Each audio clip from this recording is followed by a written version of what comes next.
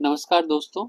Supreme court के बारे में अपनी चर्चा चल रही थी, तो आर्टिकल 125 के बारे में अपन बात करते हैं। अपने को पता है 124 से लेकर 147 तक सुप्रीम कोर्ट या न्यायपालिका दी हुई है संविधान में। 125 में बताया गया है कि न्यायाधीशों के वेतन, भत्ते, पेंशन व सेवा शर्तें, कि पेंशन से संबंधित वेतन, भत्ते, सेवा व शर्तें क्या क्या होगी, ये 125 नंबर आर्टिकल में बताया गया है। इनमें है जो सैलरी है उसमें समय समय पर बदलाव होता रहता है। CGI, chief justice of India, मुख्य न्यायाधीश सुप्रीम कोर्ट के, उनकी सैलरी है 2.80 लाख रुपए, 2,80,000 रुपए उनको मिलती है। अन्य न्यायाधीशों की 2.50 लाख रुपए, 2,50,000 रुपए अन्य न्यायाधीशों की है। जो 33 है ना अन्य न्यायाधीश, एक सीजीआई है, 33 अन्य है, तो उनकी 2,50,000 रुपए।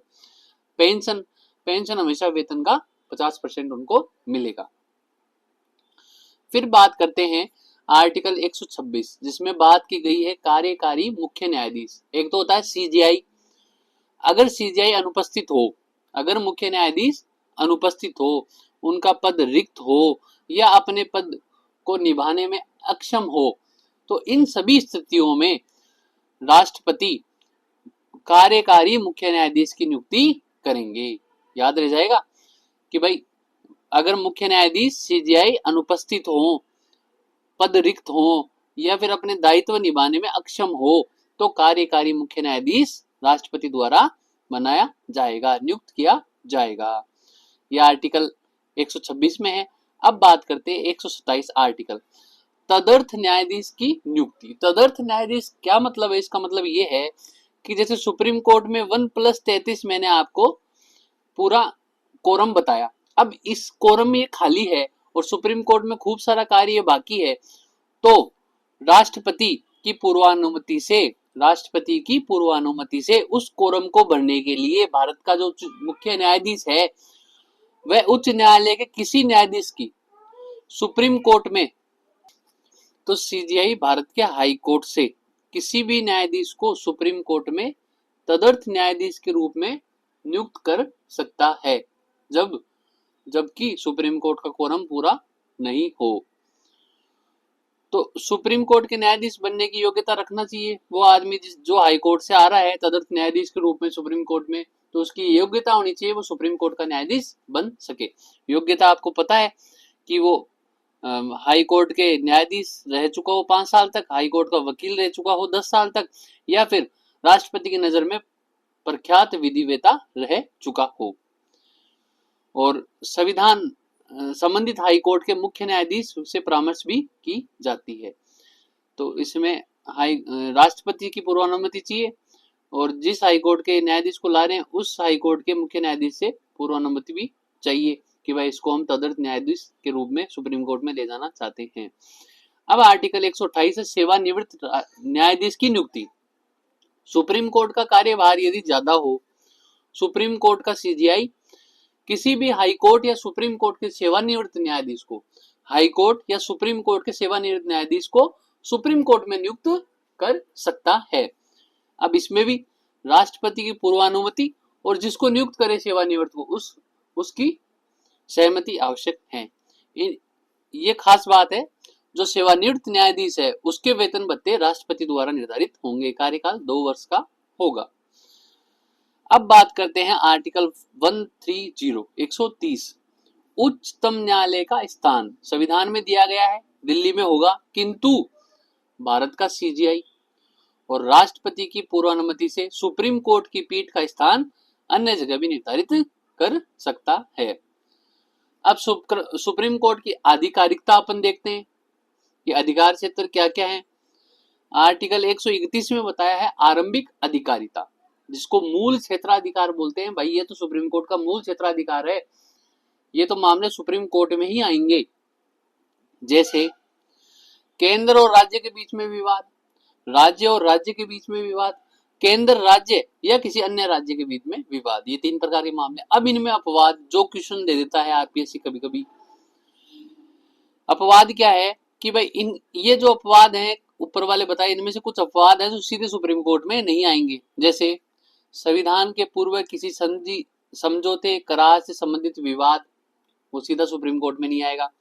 यदि किसी समझौते में ये बात कही गई हो, ये प्रावधान हो। अंतरराज्यीय नदी जल विवाद, क्योंकि इसके लिए अलग से आयोग बनाया हुआ है। वित्त आयोग को सौंपे गए मामले, वाणिज्यिक प्रकृति के मामले, केंद्र राज्य के बीच में विभिन्न प्रकार के व्यय, पेंशन भुगतान संबंधी विवाद और केंद्र के विरुद्ध राज्यों के नुकसान भरपाई के मामले। जैसे राज्यों ने कोई नुकसान भरपाई का मामला दायर किया है तो वो सीधी इसकी मूल अधिकार या आरंभिक अधिकारिता में सुप्रीम कोर्ट की में नहीं आता। एक स्पेशल नोट है, राष्ट्रपति व उपराष्ट्रपति के चुनाव से संबंधित समस्त विवाद सुप्रीम कोर्ट के द्वारा ही सुने जाएंगे। दूसरी बात करते हैं अपीलीय अधिकारिता।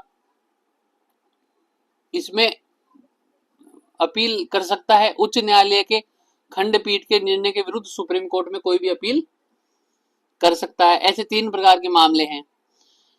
पहला है अनुच्छेद 132 में, दूसरा 133 में, तीसरा 134 में। 132 में संवैधानिक मामले। अगर हाई कोर्ट यह प्रमाण करता है कि भाई कोई विधि है, कोई मामला है, उसमें विधि का सारवान पर्सन निहित है, ऐसे मामले में संविधान की व्याख्या की आवश्यकता है तो वो सीधा सुप्रीम कोर्ट में अपील हो सकता है। आर्टिकल 133 दीवानी मामले, सिविल मामले। हाई कोर्ट अपने निर्णय में प्रस्तुत करे कि भाई इस वाद में, इस मामले में लोक महत्व का विधि का सारवान तत्व या पर्सन निहित है तो ऐसे मामले सुप्रीम कोर्ट के द्वारा व्याख्या की जा सकती है, अपील की जा सकती है। तीसरा आर्टिकल 134 आपराधिक मामले। इनमें भी हाई कोर्ट यदि प्रमाण देता है कि इस मामले में सुप्रीम कोर्ट से अपील की जा सकती है तो अपील होगी। किंतु निम्नलिखित मामलों में हाई कोर्ट के बिना प्रमाण पत्र के भी अपील डायरेक्ट सुप्रीम कोर्ट में हो सकती है। कौन से मामले हैं? यदि किसी व्यक्ति को अधीनस्थ न्यायालय, मतलब हाई कोर्ट से नीचे के जो न्यायालय हैं, उन्होंने सजा सुना दी और फिर उस व्यक्ति को बरी कर दिया अधीनस्थ न्यायालय ने, फिर हाई कोर्ट ने अपने पास बुलाकर उस व्यक्ति को 10 साल की सजा सुना दी या इससे ऊपर की सजा सुना दी, तो ये मामले बिना प्रमाण पत्र के हाई कोर्ट के सीधे सुप्रीम कोर्ट में आ सकते हैं। दूसरा है कि यदि हाई कोर्ट ने अधीनस्थ न्यायालय में कोई मैटर चल रहा है, उसको स्वयं के पास बुला लिया और उसको 10 साल की सजा सुना दी, तो ये मामले भी सुप्रीम कोर्ट में बिना हाई कोर्ट के प्रमाण पत्र के जा सकते हैं। ये इंपॉर्टेंट है भाई। 129 नंबर आर्टिकल अभिलेख न्यायालय, रिकॉर्ड अभिलेख न्यायालय, न्यायालय की अवमानना। 2 चीजें हैं। अभिलेख न्यायालय क्या है? सुप्रीम कोर्ट द्वारा दिया गया कोई भी निर्णय, कोई भी आदेश भारत के समस्त राज्य क्षेत्र में अनुकरणीय होंगे, अर्थात उस निर्णय, उस आदेश के अनुसार कोई भी भारत का न्यायालय उस निर्णय के अनुसार अपना वाद या मामला सुलझा सकता है, उस निर्णय के तथ्यों को प्रयोग में ले सकता है। यह है रिकॉर्ड या अभिलेख न्यायालय। दूसरा, अन्य न्यायालय सुप्रीम कोर्ट के निर्णय की न तो आलोचना कर सकते हैं न समीक्षा कर सकते हैं। फिर अगर न्यायालय किसी ने अवमानना करी, पहली बात तो अवमानना संविधान में डिफाइन नहीं है, फिर भी यदि पहली बात तो अवमानना कहीं पे डिफाइन नहीं है, लेकिन फिर भी अगर किसी ने अवमानना करता है तो उसको 6 माह की सजा या 2000 रुपए का जुर्माना देना पड़ेगा। सुप्रीम कोर्ट उसे दंडित कर सकती है। न्यायालय की अवमानना संविधान द्वारा डिफाइन नहीं है। अब बात करते हैं सबसे इंपॉर्टेंट आर्टिकल 32 की। इसमें रिट अधिकारिता दी हुई है। यदि मूल अधिकारों का हनन हो किसी व्यक्ति को तो वो डायरेक्ट सुप्रीम कोर्ट में जा सकता है। 5 प्रकार की रिट सुप्रीम कोर्ट जारी कर सकता है। इन रिट के बारे में अपन मूल अधिकारों में पढ़ेंगे, इनका नाम देख लेते हैं। बंदी प्रत्यक्षीकरण, परमादेश, प्रतिषेध, उत्प्रेषण, अधिकार प्रक्षा, ये डायरेक्ट सुप्रीम कोर्ट की रिट अधिकारिता है। आर्टिकल 143 परामर्शदात्री अधिकारिता, इसके अंदर ये बात कही गई है कि जो राष्ट्रपति है वो सुप्रीम कोर्ट से सलाह या परामर्श ले सकता है। लोक महत्व का कोई क्वेश्चन हो जिसमें विधि का सारवान पर्सन या तथ्य निहित हो तो वहां ये सलाह ले सकता है। अब निम्नलिखित मामलों में सुप्रीम कोर्ट सलाह देने हेतु बाध्य है, उसको सलाह देनी पड़ेगी सुप्रीम कोर्ट को। कुछ मामलों में हो सकता है वो नहीं दे, लेकिन इसमें तो बाध्य है। संविधान पूर्व के समझौते, संधि से संबंधित विवाद, ऐसे कोई मामले आए तो सुप्रीम कोर्ट को राष्ट्रपति को सलाह देनी पड़ेगी। और एक बात यह है कि अगर सुप्रीम कोर्ट ने कोई सलाह दी तो राष्ट्रपति उसे मानने के लिए बाध्य नहीं है। फिर न्यायिक पुनरावलोकन की बात करते हैं।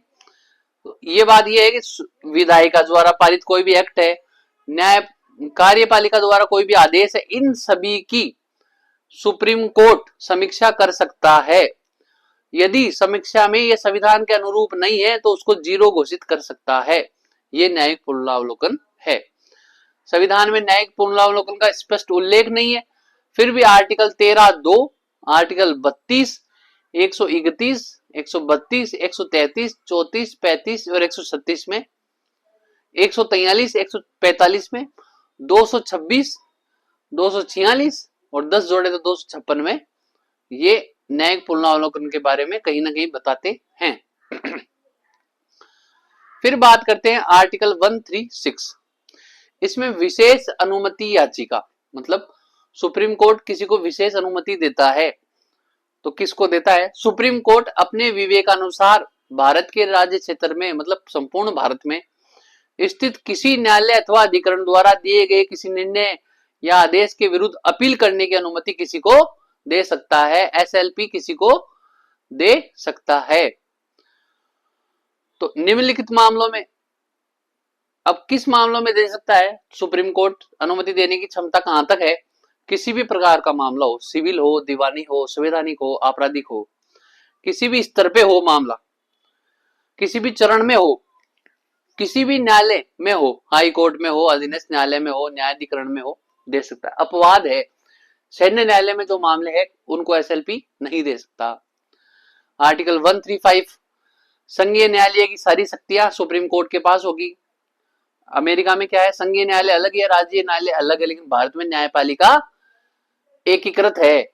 तो संघीय न्यायालय की समस्त अधिकारिता सुप्रीम कोर्ट के पास होगी। आर्टिकल 137, सुप्रीम कोर्ट अपने निर्णयों की समय समय पर पुनः समीक्षा कर सकता है। उसको लग रहा है कि भाई निर्णय में कुछ गलती है तो वो उस जो पीठ बिठाई, मान लो 5 आदमियों की थी, उससे बड़ी पीठ बिठाकर अपने निर्णय की पुनः समीक्षा कर सकता है और उसके बाद के निर्णय उस निर्णय से परिवर्तित भी हो सकते हैं, लेकिन उसके लिए पीठ बड़ी होनी चाहिए। आर्टिकल 138, सुप्रीम कोर्ट की अधिकारिता में वृद्धि एक और एकमात्र संसद कर सकती है। वृद्धि कर सकती है, कमी नहीं कर सकती। संघ सूची के विषय पर और संघ के किसी समझौते संधि के ऊपर ये काम हो सकता है। आर्टिकल 139, संसद सुप्रीम कोर्ट की जो रिट अधिकारिता बताई थी आर्टिकल 32, उसमें वृद्धि कर सकता है। उसके अलावा भी सुप्रीम कोर्ट को 32 के अलावा भी कई अधिकारिता प्रदान कर सकता है संसद। आर्टिकल 139 कह कुछ मामलों में स्थानांतरण, सुप्रीम कोर्ट चाहे तो एक न्यायालय के मामले को दूसरे न्यायालय में भेज सकता है, खुद के पास मंगवा सकता है। आर्टिकल 140, संसद विधि द्वारा सुप्रीम कोर्ट को अनुसांगिक शक्तियां प्रदान कर सकती है।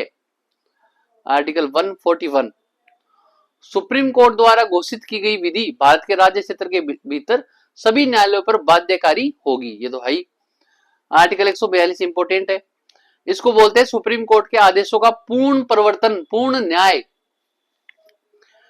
भाई सुप्रीम कोर्ट अपने कोई आदेश को मनवाने के लिए विधायिका व कार्यपालिका की शक्तियों को स्वयं ले सकता है। अब कई लोग इसकी आलोचना करते हैं, वो ऐसे बोलते हैं कि ये तो न्यायिक सक्रियता को प्रोत्साहन मिल रहा है, नकारात्मक न्यायिक सक्रियता भी हो सकती है। ऐसा नहीं होना चाहिए, जबकि सुप्रीम कोर्ट ऐसा कर सकता है। आर्टिकल 142 के अंतर्गत 144 में बताया गया है कि समस्त सिविल व न्यायिक अधिकारी सुप्रीम कोर्ट के सहायक के रूप में कार्य करेंगे। आर्टिकल 145, सुप्रीम कोर्ट अपने नियम विनियम बना सकता है स्वयं। जैसे कोई संवैधानिक पीठ है, उसके लिए 5 न्यायाधीश होंगे, खुले न्यायालय में निर्णय दिए जाएंगे, ऐसे मत न्यायाधीश भी अपना निर्णय देगा। तो ये सब नियम विनियम सुप्रीम कोर्ट खुद बना सकता है। आर्टिकल 146, सुप्रीम कोर्ट के अधिकारियों अथवा सेवकों की नियुक्ति, सेवा शर्तें सब सुप्रीम कोर्ट के सीजीआई डिसाइड करेंगे।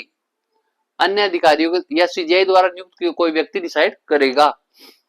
सुप्रीम कोर्ट के सभी व्यय भारत की संचित निधि पर भारित होंगे। ये है सुप्रीम कोर्ट भारत का। अभी नए CJI का खन्ना साहब की नियुक्ति होगी, उससे पहले अपन ने सुप्रीम कोर्ट के बारे में देख लिया। धन्यवाद।